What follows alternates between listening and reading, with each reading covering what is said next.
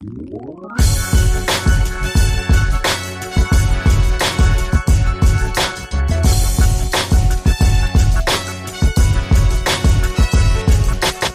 this is Samuel Peralta. This is Justin Sloan. This is Sarah Nofke. This is M.A. Phipps, and you're listening to 30-minute author interviews with Preston Lay.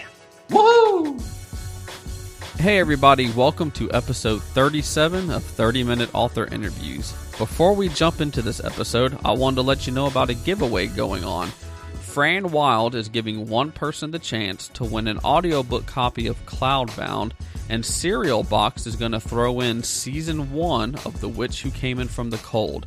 Now, you're going to learn more about The Witch Who Came In From the Cold and Cereal Box from Fran Wilde later on in this episode, but it's definitely something you're going to want to win. All you need to do is listen for which episode of The Witch Who Came In From the Cold Fran Wilde wrote. Then head over to Leigendarium.com, LEIGENDARIUM.com, and find the show notes for episode 37 and leave your answer in the comments. This giveaway is going to run until Thursday, February 16th at 8 o'clock a.m. Eastern Standard Time. Now sit back and enjoy the next 30 minutes with Fran Wilde. Welcome everybody to this episode of 30-minute author interviews. Today we have author Fran Wilde with us. Thank you so much for taking time out of your day and coming on. Thank you for having me. Not a problem. We have started out the podcast here with a segment that we call Two Truths and a Lie, where you give me two truths and a lie about yourself, and unfortunately, I am not doing very good at this right now. So I am below 50-50 on this. So if you could, do you have two truths and a lie that you could tell about yourself, and I can probably get it wrong? Sure. I once flew around the world as an international banknote courier. I can sign my name with either foot. And I once sailed a boat up the Pittwater, which is a river outside of Sydney, Australia. Okay.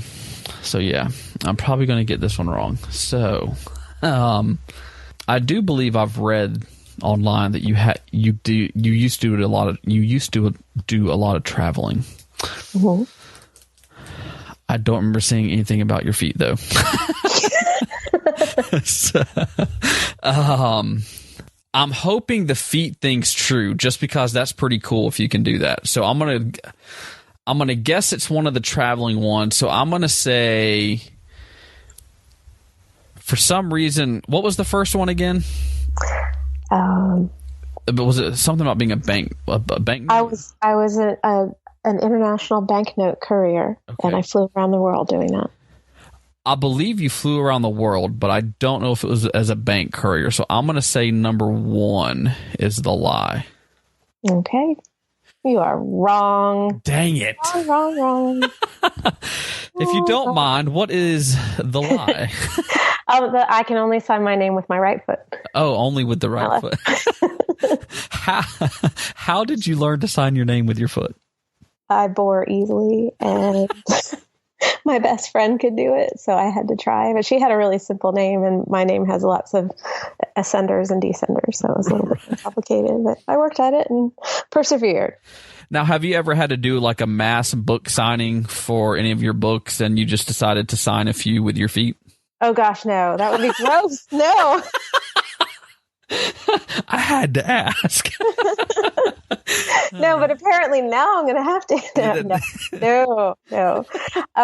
And the way I sign my books is usually because, especially with Updraft and Cloudbound and Horizon, they all have black signing pages. So I have a special silver pen that I use to sign them.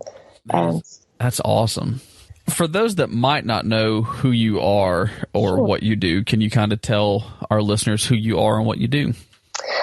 I write science fiction and fantasy, primarily. I was, at one point in my career, a sailing instructor. I have designed online games. I write for various publications, including the Washington Post, Geek Mom, Tor.com, and Clarkesworld, and once upon a time IO9, just briefly. Mm-hmm. And my science fiction and fantasy has appeared in Asimov's twice, which has been a real kick. Nature magazine, which is usually a science magazine, and you know that because your family is part of the sciences. But they actually have science fiction flash in the back. So one of my first publications was in Nature magazine, which my scientist spouse thought was kind of unfair. It's possibly because I was running around the house yelling first. That's right. I've sold over, I think I'm over 20 stories now, short and long. And then my first 3 novels were published by Tor, and they are known as the Bone Universe trilogy. The first one, Updraft, came out in 2015.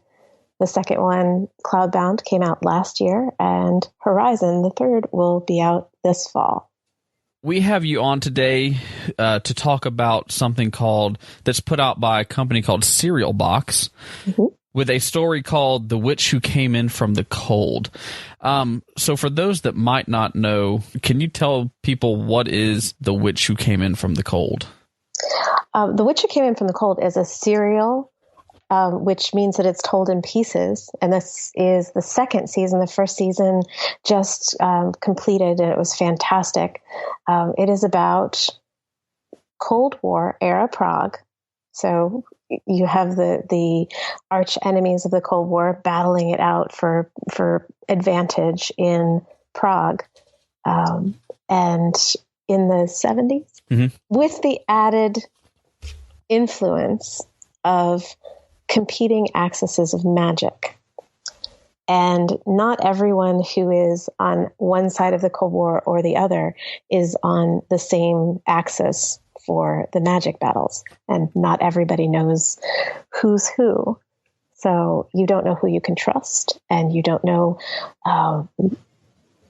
where you will find power and where you will find betrayal. And this series was created by Lindsay Smith and Max Gladstone. It's really fascinating because you have covert agents from both the CIA and KGB who are fighting basically wars on 2 fronts, ancient magic and the war that we know of between the United States and the Soviet Union. Mm-hmm. So the ancient magic involves 2 groups. One is called ICE, or the Consortium of ICE, and the other is called Flame, or the Alkalites of Flame. And when you write for Cereal Box, you get to tell an entire episode using as many characters from the series as you'd like, in tandem with other people telling their episodes over the season. And one thing I like about it is I think it's $1.59 per episode. Yeah. And each episode, not only do you get an ebook, but you get the audio version of that book as well. And the audio version that I've heard so far of season 1 is actually done. It's very good. So it's definitely worth the price. You can either pay, it's $1.59 an episode, or I think $19.99 for the whole season. It's definitely. You should totally get the whole season though, because it's really, you're going to want it. Yeah, it's very good. What I've heard so far, I really enjoy it. It sweeps you up. This works for fans of Jean Le Carré as much as fans of witchcraft and wizardry. So it's a really nice tie-in. Yeah. So how did you get involved with Cereal Box and The Witch Who Came In From the Cold? I believe Lindsay and Max asked if I'd be interested in writing about spies and magicians in Cold War Prague, and I said yes immediately. And then I looked at my list of things that I had to do this season and thought, oh gosh, what have I done? But there was no way I was giving up this opportunity. It was too much fun. And I was right to hang on to it. I'm really glad that I did this. It's been an amazing project. Watching the rest of the permanent team work together to tell this story has been one of the great gifts of the year. So how many episodes did you get to help write? Just the one. I wrote episode 6 of season 2. Okay. And so this starts on, I believe it's February 8th. and if they do like they did last season, it'll be 13 episodes and 1 episode per week gets released. Correct. So how was it? Or I guess what was the writing process for your episode like? Did you have to work with all 5 other authors and make sure that your story was going to fit into what they wanted to do overall?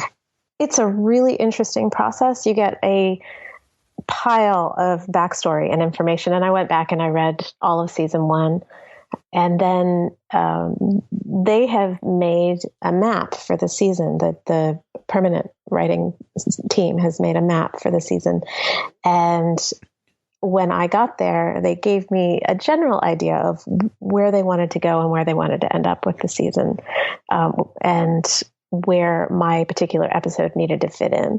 But I did get a lot of leeway, and I got to play with some themes. I have some friends in the State Department. I have some friends that do international things and across several generations. So it was really fun for me to use that knowledge and personal experience in Prague along with everything else. The next thing that happened is everybody submits an outline, and we see how those sync and coordinate.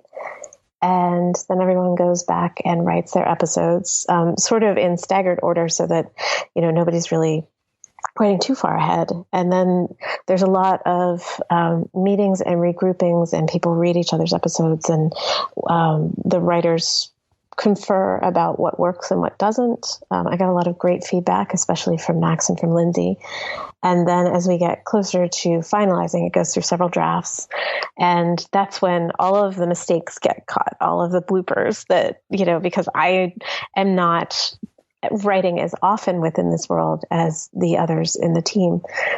We went through my episode in particular with a fine-tooth comb to make sure that I got everything right. And of course, there were things that I had said, well, of course, this is the way it is. And it was something that needed to be reversed or flipped. That would have been very, very confusing otherwise. But they have an amazing team of copy editors and proofreaders, and everyone went through. And it was a very helpful and supportive group effort. And I think that's part of what makes the writing experience for any of the serial boxes so exceptional.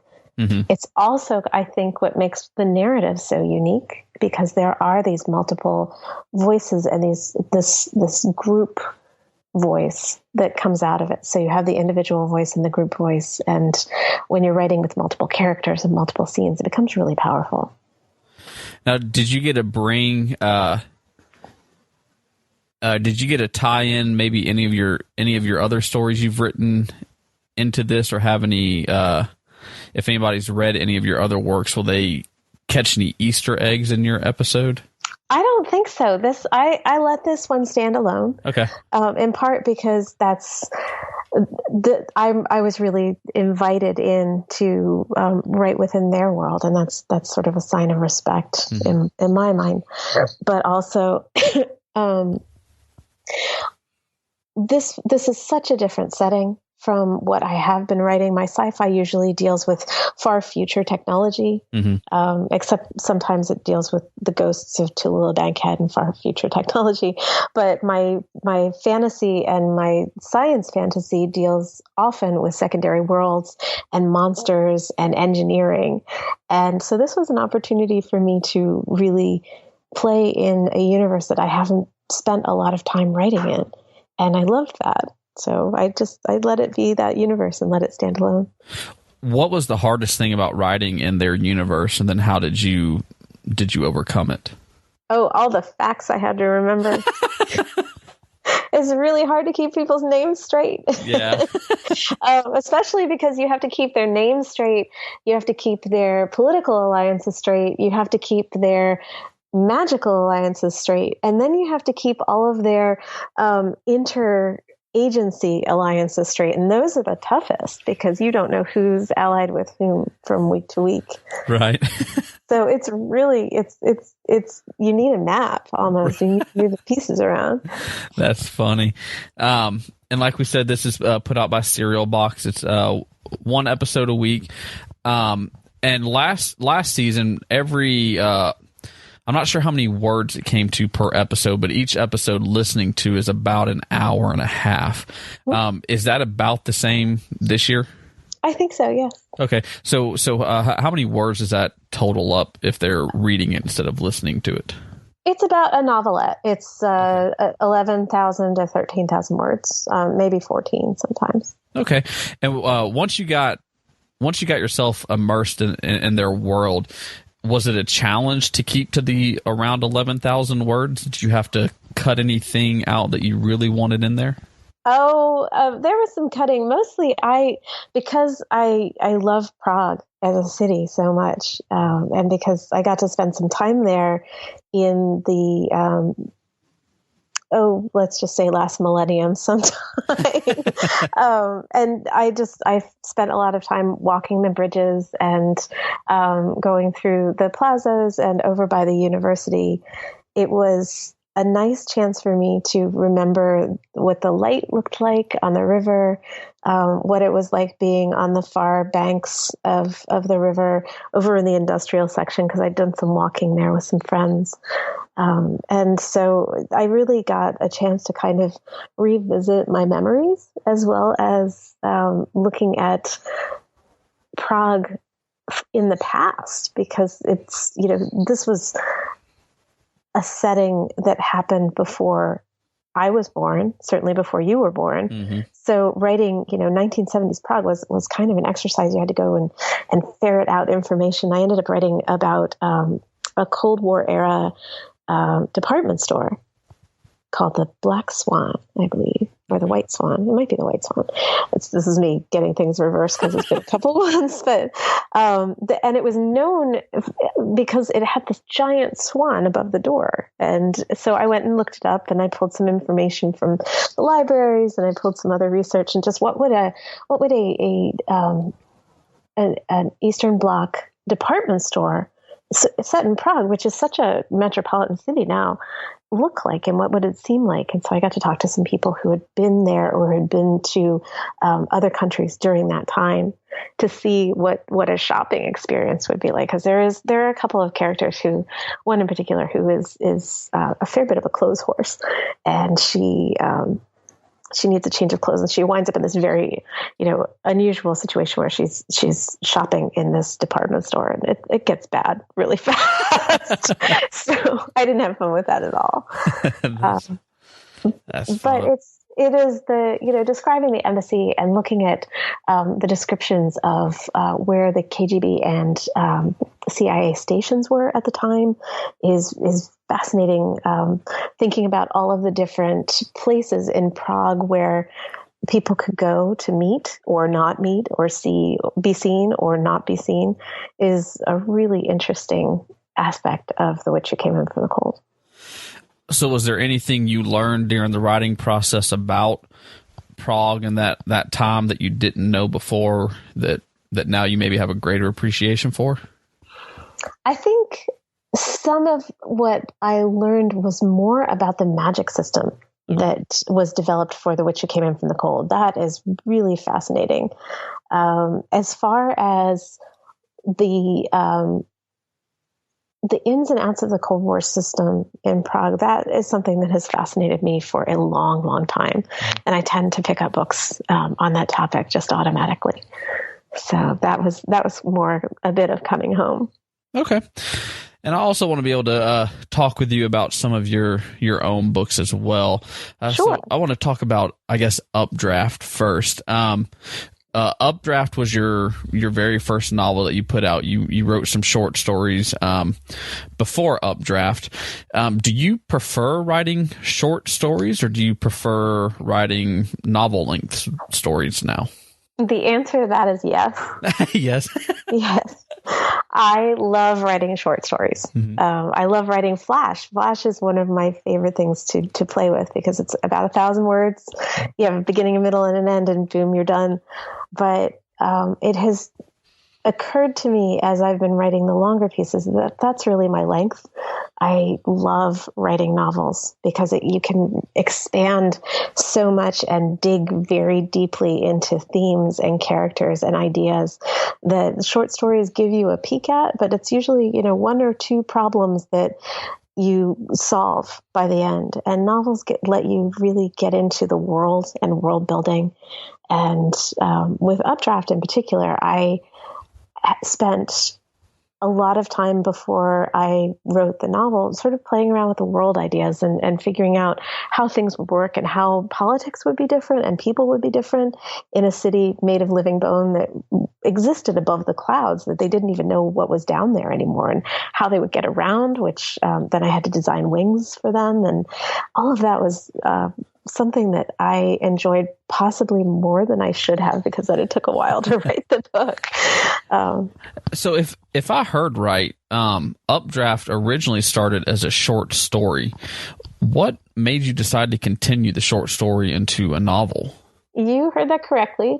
The first short story written in the setting of Updraft was written as a challenge for a workshop called Viable Paradise. Mm-hmm. And I can't go into the specifics because it's a secret challenge, and you have to go to Viable Paradise to find out what it is. Okay. But when I got home, I had about 1,500 words that was sort of the setting and a little bit of the story that later emerged in different parts of the books.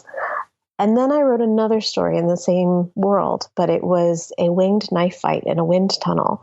And I thought, oh, this is great. I'll just write this story that is a battle between two characters fighting for the right to speak. And it was about 5,000 words when I finished. And I had just finished writing my first novel, which nobody has seen, which is a good thing. And my critique group had been working through the novel with me, and I took the short story to them and I said, I am so psyched to be writing short stories again. I have missed it so much. Here you go. Here's the short story. And they came back and said, yeah, about that. This is a book. And that they were absolutely right. And what started happening was I started asking questions about what kind of society would make their children, basically. I mean, these are 17, 18-year-olds fight for the right to speak. And with that, sort of the whole world unpacked and blossomed. I had the bone towers. I had the wings already from the first couple of stories. The glass knife gave me a hint of where the monsters were coming from. And I had already written a couple of scenes with giant invisible carnivorous flying cephalopods. So that became what are known as sky mouths, which are the monsters in the very first book. And they're called sky mouths because you can't see them until they open their mouths. Mm-hmm. And usually that's like right in front of you or right behind you, because they're just unpredictable that way and bitey. And it gets that feeling when you're swimming kind of in open water, or you're swimming in a lake and you get that creepy crawlies like in the back of your neck and you're like, oh, what's around me? That's what I was going for. And I was trying to think of it with a flying culture, what would be the scariest? And falling is very scary. Gravity is absolutely the biggest monster in these books. Mm-hmm. But the second biggest monster is what you can't see or avoid until you're flying right into it. And for those that haven't maybe heard of Updraft or your Bone universe, can you kind of give them the non-spoiler book blurb on what Updraft is about? Sure. Updraft is about a young woman named Kirit who breaks a law. And in order to set things right, she has to give up some of her freedoms. And the choices that she make end up transforming her city. It is set in a city of living bone high above the clouds. And as I mentioned before, there are giant, invisible, flying carnivorous cephalopods that are a huge part of the story. And just the evolution of the discovery of the secrets in that world is a big part of it. But it's also a story about voice. It's a story about finding your own voice, but also listening to the voices of others, who gets heard, who gets to speak. And Updraft had an amazing first year. I felt very lucky to have had so many readers be very enthusiastic about what I was doing with the story. And then Cloudbound is Kirit's best friend about half a year later. And there is more that they needed to learn, where Updraft was about voice. Cloudbound's about leadership, and Kirit's best friend wants to be a leader terribly badly, doesn't quite know how, and is making a lot of mistakes at the beginning of the book, which is a difficult place to start, but I thought it was very important. And as we move on, they encounter some problems and some difficulties along the way, including a fairly problematic leader. And that character has been around since the first book. Almost everybody that you meet in Cloudbound and Horizon, almost everybody you will have met earlier in the book. So they all link together, but they're also individual stories that because I think that, especially with a world like the Bone universe, I wanted to give as many different perspectives as I could, so that you could see it from different points of view and through different eyes. So do you need to read Updraft then before you read Cloudbound, or does it not really matter? I think it helps, but I think that you could read it. I think you could read it separately. Updraft is a story with an internal arc that it has a concrete ending, and I wanted that to be there, but it also has some questions that are left open. Cloudbound definitely answers those questions, but leaves some more questions open. So it is. I don't want to leave everybody on a cliffhanger for 3 stories. So the big question from Updraft gets answered in Cloudbound, and then the big question from Cloudbound gets answered in Horizon. Okay, and so Updraft won you 2 awards. It won the Andre Norton Award, the Compton Crook Award. Mm-hmm. You were a nominee for the Nebula Award for Best Novel. Yes. The Nebula Award for Best Novel. Publisher Weekly's Fall 2015 Science Fiction, Fantasy, and Horror Top 10 Book and Literary Journal Debut of the Month. Did you feel any pressure going into Cloudbound after all those awards and accolades that you got for Updraft? Oh gosh, I think that every author feels pressure all the time to tell the best story they can.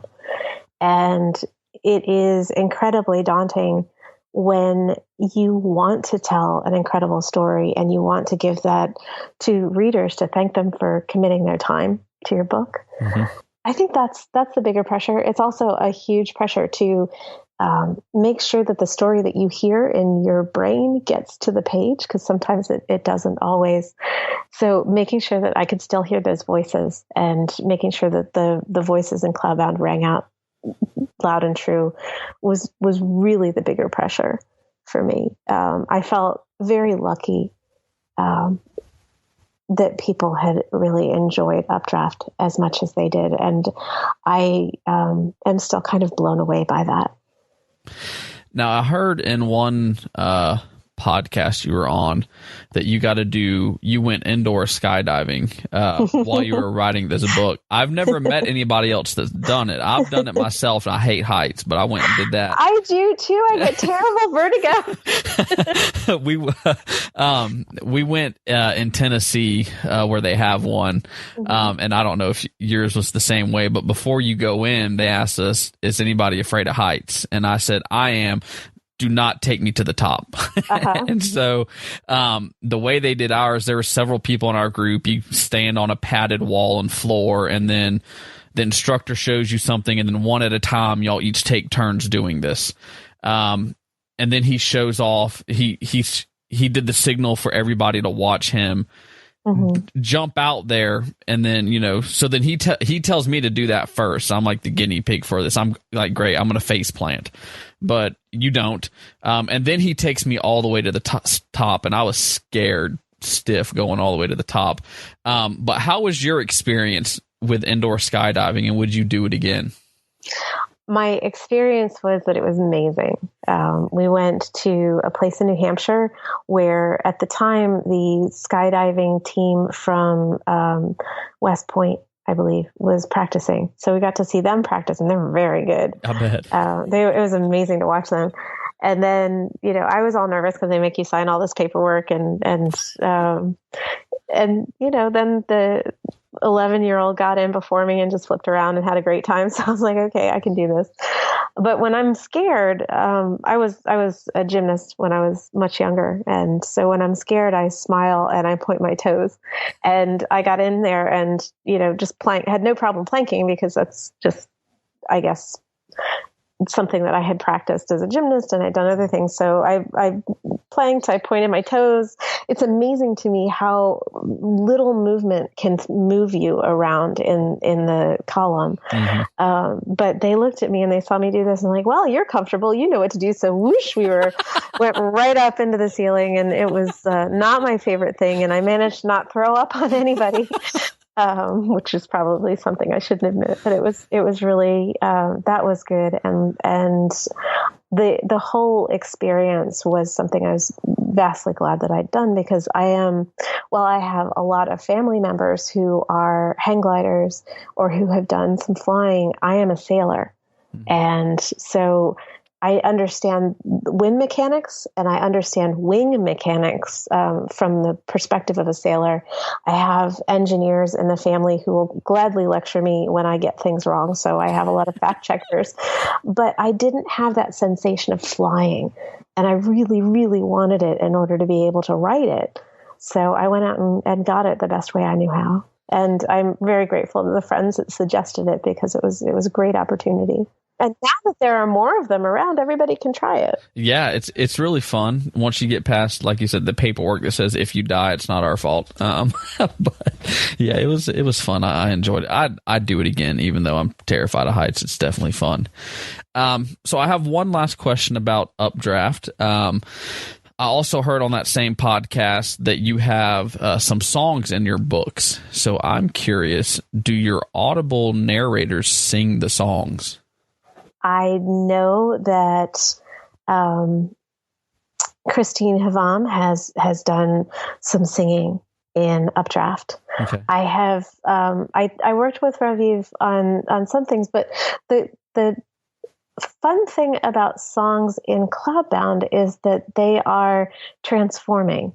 In Updraft, they were the traditional songs of the time. They are used as mnemonic devices as well as ways to control people, because they're laws that are repeated and passed down and handed off. In Cloudbound, people are starting to mess with the songs a little bit and change the words. Mm-hmm. And so what Raviv did with that, we talked about it. I haven't listened all the way through because I got very nervous at some point, and I just decided to reread instead. Sounds good. Well, here at the Leigendarium, we like to end with 30-minute author interviews. We like to end on a segment that we call the legendary ending. Now, some of these questions are kind of book related, but they're nothing too deep and serious. The first question is, what songs are currently on your writing playlist? Oh, okay. Well, this is where I admit that I have a terrible habit. Because I was a programmer, I got into what is sort of putting one or two songs on repeat. Mm-hmm. And just letting them play over and over again so that you don't hear the words anymore, so that you can just, you hear that song and it kind of tells your brain it's time to work. Mm-hmm. So it depends on the book, but I usually have one or two songs that are on the playlist. And for Updraft, that was quite a bit of the Pacific Rim soundtrack and a little bit of Carmina Burana. For Cloudbound, it was almost entirely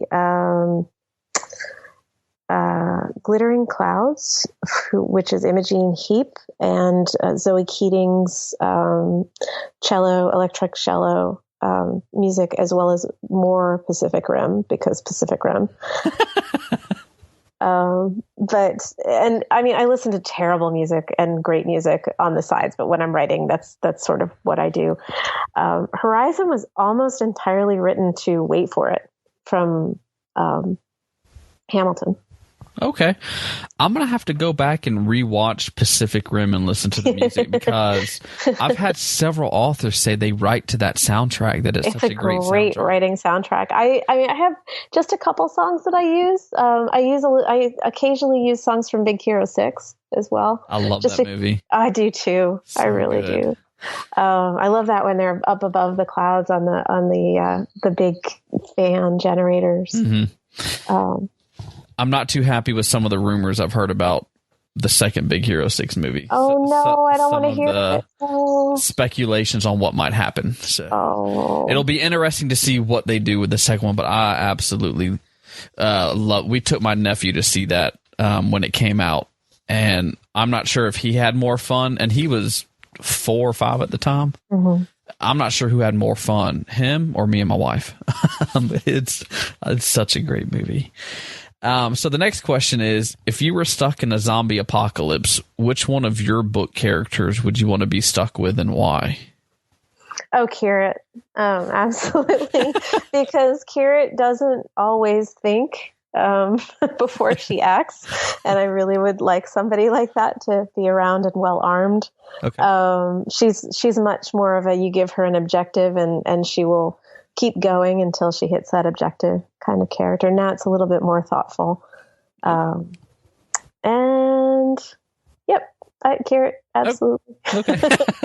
Now, if you were stuck in a zombie apocalypse, but you could choose any book character or any character from any media source, books, movies, comics, whatever, who would you want to be stuck with and why? 11 from Stranger Things. Okay, I have not watched that whole series. Oh, you got to. It's great. I've heard a lot of great stuff about it. Why would you want to be stuck with 11? Because A, she's got telekinesis, and B, she absolutely takes no guff from anybody. Okay. Look at me. I didn't curse. That's that right. Was great. I have a sound effect if you want to. I didn't have to put any money in the swear jar. That's right. If you had a time machine, where would you travel and why? That's a really tough question. There are a lot of individual people that I would love to meet in history, but their time periods are very, very difficult to travel to, especially if you're a woman or if you are, if you don't fit in that particular majority narrative. So there is one of the first physicists in France. Her name was Émilie de Châtelet, and I would love to meet her because she was just, at 16, she was this amazing brain at a time when women were viewed as property, and so she was fairly independent and independent minded, and I think that's really cool. I would love to travel to see some of the great buildings built, including the Flatiron in New York, which is one of my favorite buildings in New York. Mm-hmm. Also, not coincidentally, the home of one of my publishers. So. Oh, okay. And if you could have one superpower, what would it be and why? Oh, flying. Flying? Why flying? Because I think that it is such an act of independence to fly on your own. Okay. Even with wings, it doesn't need to be a huge superpower. It could just be that, I can fly with man-made wings. That would be awesome. Also, I would like the power of having all of the stuff that gets left on the stairs to go upstairs magically go instead of me having to stop and pick it up, because that would be a great superpower. That's right.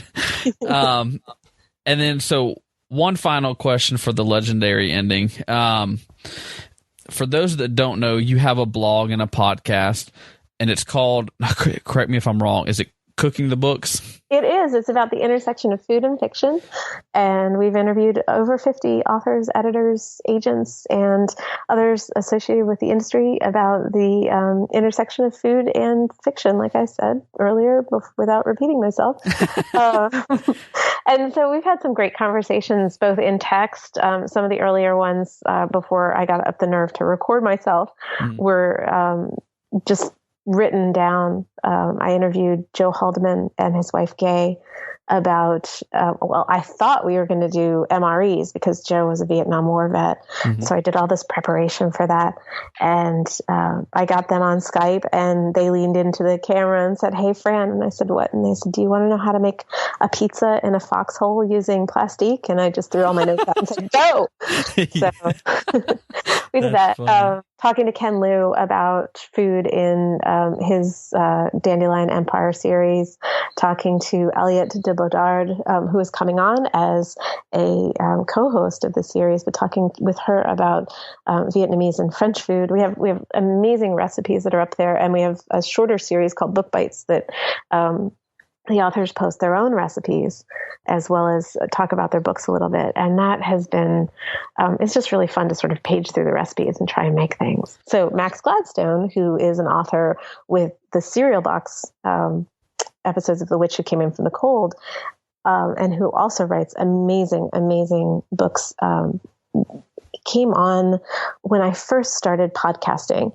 and was one of my first 2 or 3, along with Mur Lafferty, who writes Book Burners, which is another one of my favorite Cereal Box books. Mm-hmm. When Max came on, he was such a natural, and we were just talking, and he basically delivered his recipe over the air. And I thought, this is a great medium for talking about different things like books and food at the same time. Yeah. Now, I thought I heard you talking about y'all are going to release a cookbook based on it. Have y'all released that yet, or is that still in the works? We have toyed around with it, but it is definitely in the works. Okay. The recipes are all available online, but having them unified in a book would be great.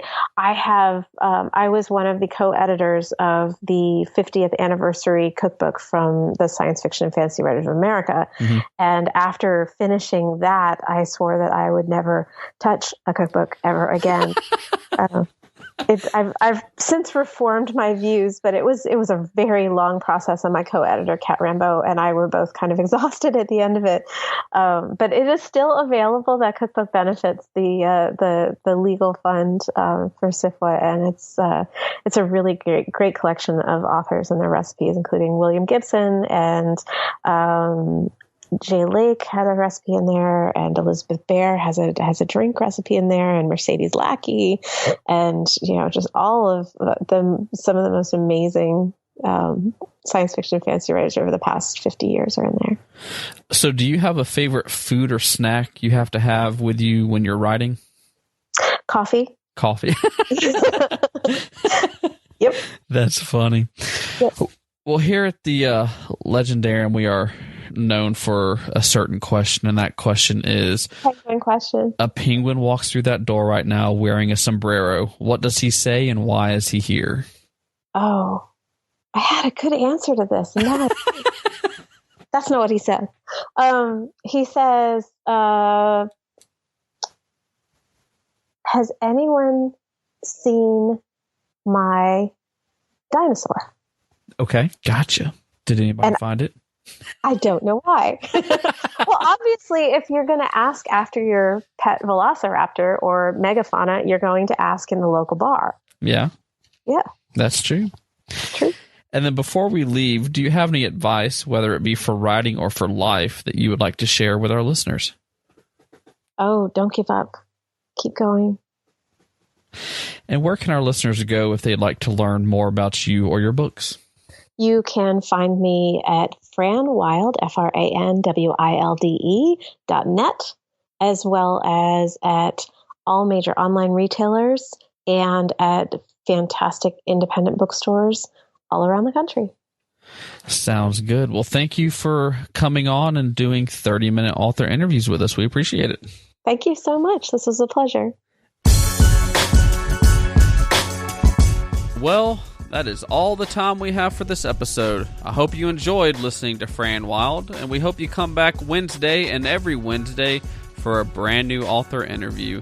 And head on over to Leigendarium.com and check out the show notes for this episode.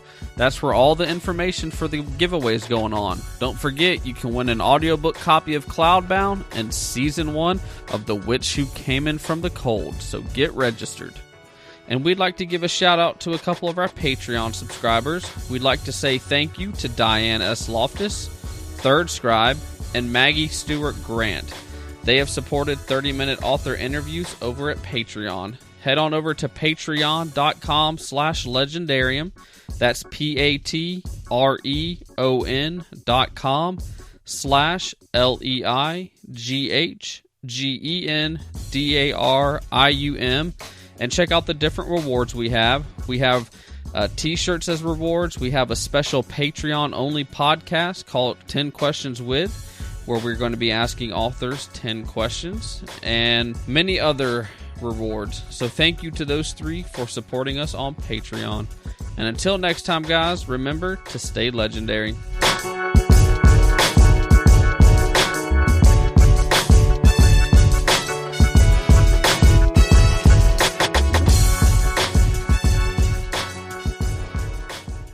Oh, screwed that one up. Blooper reel.